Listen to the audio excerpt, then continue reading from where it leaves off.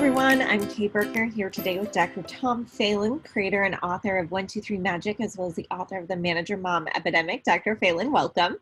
Good morning, Kay. How are you doing today? Well, pretty good, hanging in there during the plague. Yeah, absolutely. As we all are, right? So today we are going to be talking about child discipline in public places, which I know can be a stress point for parents anyway, and perhaps is a little bit trickier now, given the pandemic situation. So, and obviously that looks a little bit different based on where you live and what your restrictions are. So, Dr. Phelan, one of the first things I wanted to address when it comes to things that we might yell at our kids about in public. I know one of the things that I think about as a parent is social distancing, sort of the no, don't get too close, like stand back, stay 6 feet away. At what age can we trust our kids to start remembering what social distancing is and to reliably do that outside the house? Yeah, I think somewhere around age 6, perhaps they can remember to do that. And what I would suggest is when you get in a public place and you see that your child is doing what they're supposed to be doing, staying clear, you want to reinforce that instead of prompting it, as in nagging. Make sure you stay far away from everybody. Wait till they do it and then reinforce it, and then keep reinforcing it. And don't suggest it directly unless you absolutely have to.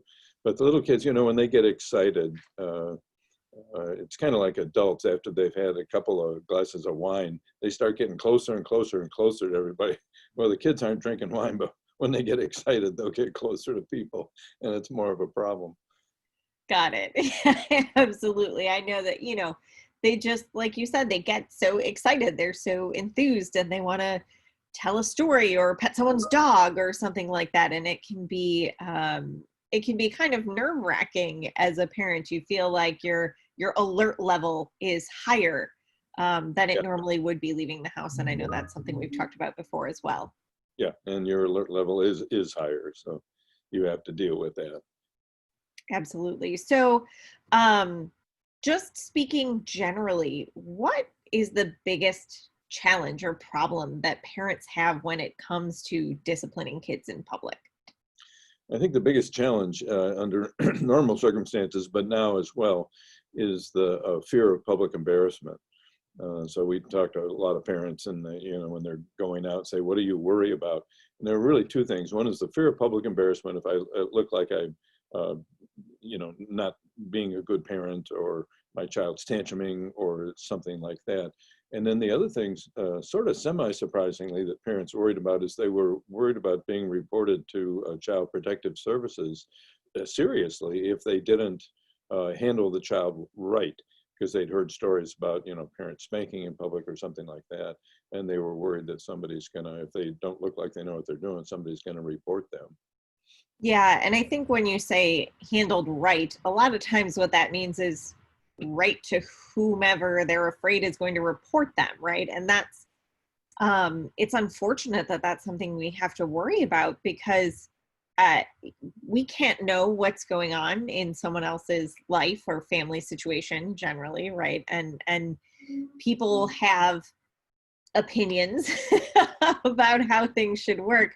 And so one of the things that I think is so helpful about 123 Magic is it gives you the tool to be able to sort of discipline in public in a way that is not going to look offensive to anybody who might be watching you do it. Yeah, that's right. You have a fairly assertive tool that you can use if you're using counting, but you can also use praise, and there's going to be no problem with somebody seeing you praising your child, but there's going to be no problem with somebody seeing you counting your child. The stuff parents worry about is spanking, and there's so many different views that, we don't recommend spanking, but you go other places in the United States, and as you go farther south in our hemisphere, spanking is more and more accepted. So it's really it's kind of like the mask thing with the COVID. You wear your mask, you don't wear your mask. There's so many different opinions about it that it makes it very confusing. Yeah, absolutely. So you just mentioned counting a little bit. So we absolutely count our child in public. Can you walk us through an example of what that might look like? Yeah, if you're gonna, so we always use the example, aisle 5 is the candy aisle. And you go through there and a kid that's gonna have some candy, you say no, and boom, there's a big temper tantrum or whatever. You can use counting for that. And what you wanna do is make sure you've used counting at home first, where the kids are you're getting a good response to 1 or 2. And I don't have time to explain the whole thing right now, but you're getting a good response at home to 1 or 2. Then in aisle 5, child's tantrum, you say that's 1. And they stop, that's fine. If they don't and they hit a 3, now we have, where's the place for the rest period or the break time or the timeout? And believe it or not, the solution is what we call timeout room, timeout place. And wherever you are, there's either a room or a room-like thing or a symbolic place you can use for a break or a timeout. In a grocery store, for example, a room-like thing is the bathroom. And you can use that. Now, a lot of people don't want to go into the bathroom now in a grocery store during COVID. A room-like thing is your car. You can take them back to the car. That's perfectly safe. Some of the kids, if they're old enough, can wait in a certain portion of the store for a while. And they also have timeout mats now that you can carry with you, and people do. And they put the mat down on the floor, and then that's where the child goes for the rest period. So there are a number of different options, but it's important that you be ready to use either the bathroom or the car or the mat or whatever it is. If you're not ready and you're fumbling around, your child's going to get more upset, and they're going to go for the jugular. Absolutely. They want that candy bar and will do whatever they need to get it. Yeah, and I think being prepared with what your solution will be is more important now, even than it was before.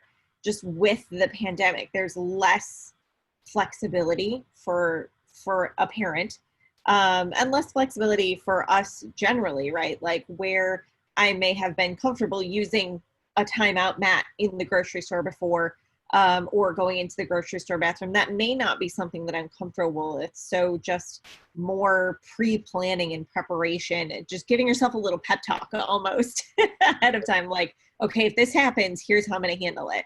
Yeah, because as you were saying before, everybody's level of stress is a little higher. So you want to be more prepared. And you may think, well, the timeout mat, I'm putting a timeout mat down on the floor and right next to the arrow that says one way, this way. Well, that may make you uncomfortable. So maybe you want to go off to the side of the store, the back of the store or something like that to take care of that. Yeah, absolutely. All right. Well, fantastic. Dr. Phelan, thank you so much for joining us today and talking with us about the touchy and challenging subject of disciplining our kids in public. If you know someone who needs to hear this, please share this video or tag them in the comments below. If you're not yet signed up for our 123 Magic newsletter, you can head on over to 123magic.com to do that. Every week we send out parenting tips, videos, sometimes downloadables. So like I said, 123magic.com to get signed up for that, and we'll see you soon. Thanks so much. Thanks, Kate.